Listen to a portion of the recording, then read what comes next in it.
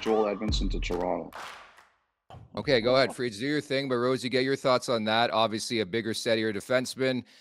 Played on Montreal a couple years back. Has the pedigree. Right-handed shooting, though. Important to bring that up. Or excuse me, a lefty. Important to bring that up. It is, man. Like I remember, like just it's always been right-handed defensemen that are just so sought after, and we don't have any of them. And we think we talked about that with TJ Brody and guys playing on their offside. Like it's difficult. Like for a skilled guy like Morgan Riley, I don't mind it as much. You're skilled enough to protect that puck and not get it stripped and be able to make the plays. And then offensively, you're on, your one-timer side and your better angled side. He has played on the right side before, but Toronto's had this issue, which is there's some teams that really care about this a lot more than others. But okay, so it's a third round pick in 2024 and the fifth round pick in 2025. That's two defensemen that you're not paying much for as far as salary, and you're keeping your cap, pretty open, and you're giving up a few later picks, and you still got your first, and you got two defensive defensemen, which, keep in mind, that is our number one problem, don't you think? Like defensive defensemen that just shut down, don't get exposed, don't get running around, don't give up that big goal or that one brain dead play. He is hard to play against when it matters. He's a postseason type defenseman. I like it, man. We've talked about fantastic numbers through the regular season that means sweet FA in the playoffs with this team for a few years now, and that's exactly what they need. They've got guys that have all the numbers. You're paying them. There's massive number people up front, and they got to do their thing in the playoffs, but you need that shutdown guy, and that you just got two of them, and neither of them are world beaters, but I don't think we really needed world beaters on this back end. We needed guys that plug holes so that there's no more hole. I'm liking it right now. I'm excited to see this Toronto Maple Leafs team with kind of more rugged, aggressive, defensive defense. I mean, first and foremost, I'm a fan. I've never posed myself as an expert of anything. I got to play hockey at a high level, but that was just kind of capped out at minor. So I basically finished that and was like, all right, I love hockey. I love watching hockey. I love being around it, listening to it. I love talking about it. And I was like, I just want to put this into kind of some type of recap to break down how I feel coming out of a Leafs game. So it's going to be basically raw emotion of what we just witnessed, trying to kind of encapsulate what the game was over the last 2 hours and 45 minutes. And it's also just back and forth with a chat, what people think about what happened with the game, hearing opinions, answering questions, and kind of just going head to head with people on differing opinions there. I take callers on the show. I answer questions from the chat. People send me messages on the side asking things. All of that stays. I have segments doing play of the game, grades of the game. It's all staying. Like, it's not going anywhere. And then, I mean, Nick, you saw on Saturday night, I was lucky enough to have you come across, but I got these smelling salts here. I won't show them on the camera right now, but I have these smelling salts here. It's been something, I mean, people love misery. And I think that's why people like, especially Leafs fans, like joining me for the post game, because they're miserable a lot of times about the result or the way the team played. And then a lot of times they're like, you know what? I'm already miserable. Let's make this guy more miserable, and hammer away the like button. And then I end up having to sit there and do smelling salts on camera for people. So that's all coming with me. It's all coming with me. The Leafs have made a deal with the Minnesota Wild, Rosie. Connor Dewar, a name we have speculated about the last couple weeks. They were looking to add a depth forward, and it seems like they've got him. 57 games so far this season with Minnesota, 10 goals, 14 points. I think he's an upgrade on some of the bottom six guys they have. So there's your ad up front. Yeah, I suppose it is. Under 200 games played. He's 24 years old. Not overly big, not small. Yeah, it's all right. And maybe it's the lack of sexiness with the names, but are we really like mulling over Sean Walker and Nick Seeler for like potential like high draft picks? Like, is that where we're at, where these guys are going to be difference? Like, are you telling me that Sean Walker is going to go somewhere and be a difference maker for a team? He's having a hell of a season, Nick, honestly. Like, yeah. I think it's convenient because it's, and your favorite, contract year. But this is, he's genuinely, he's having a good year at both ends. And looking at his numbers and then taking the trying to take the analytics of his game and the analytics of how contracts are now being reviewed.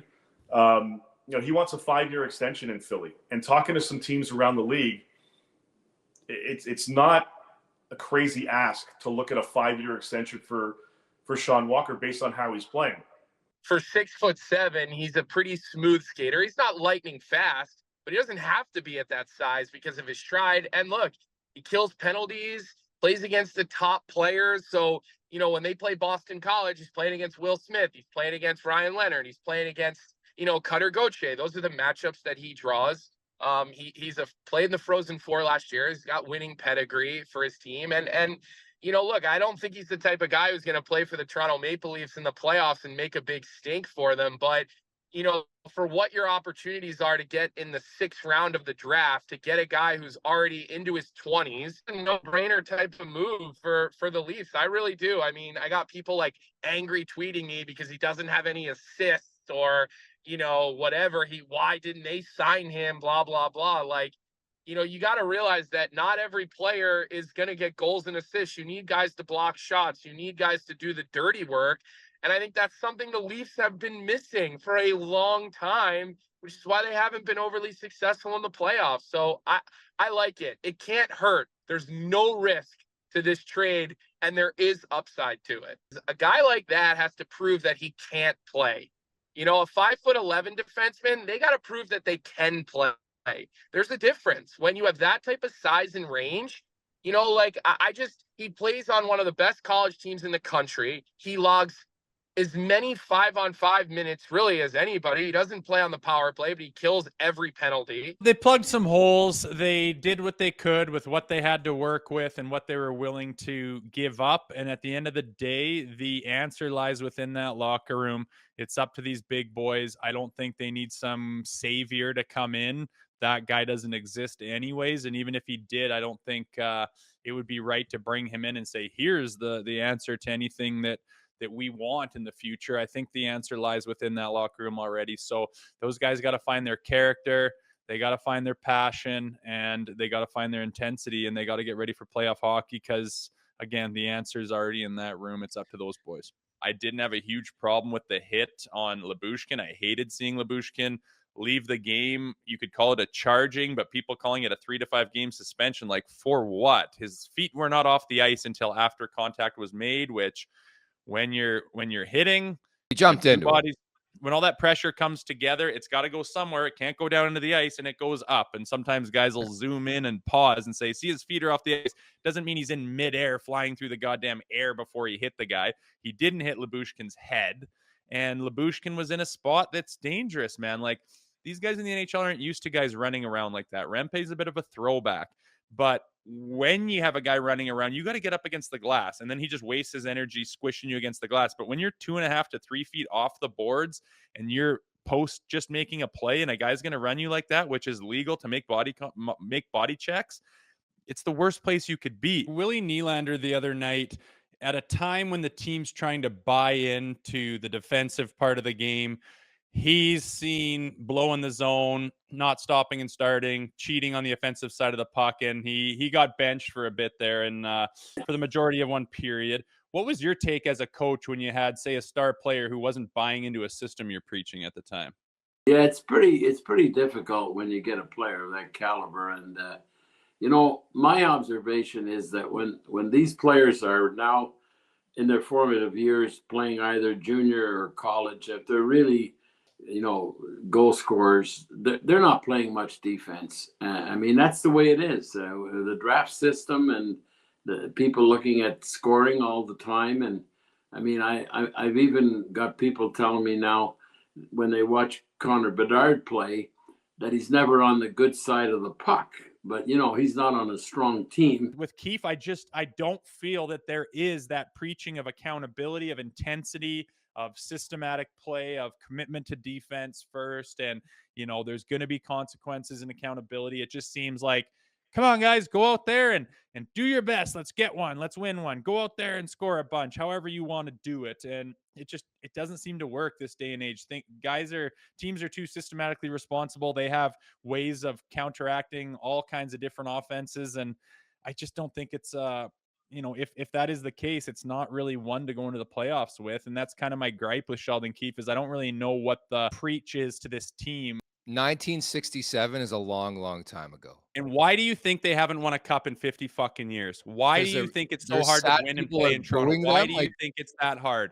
Do you know what it's like to walk into that locker room and just be like, here it comes, here it comes? Do you think Florida has to fucking deal with that? Do you think Florida walks into their room and feels the wrath of a whole nation on their freaking shoulders? Only Toronto has to deal with that. And the margins for error are slimmer than they are in Montreal. We boo them out of the building more than the Habs fans do, and they're complete dicks. It's bullshit. It makes it way harder to win. If you want to win, stop doing that shit. When I hear them booing after they win 13 of 16 and 9 of 10, I mean, you literally are booing them off the ice. I just don't understand that. Like, what kind of fan do you want to be? What do you want to be known as?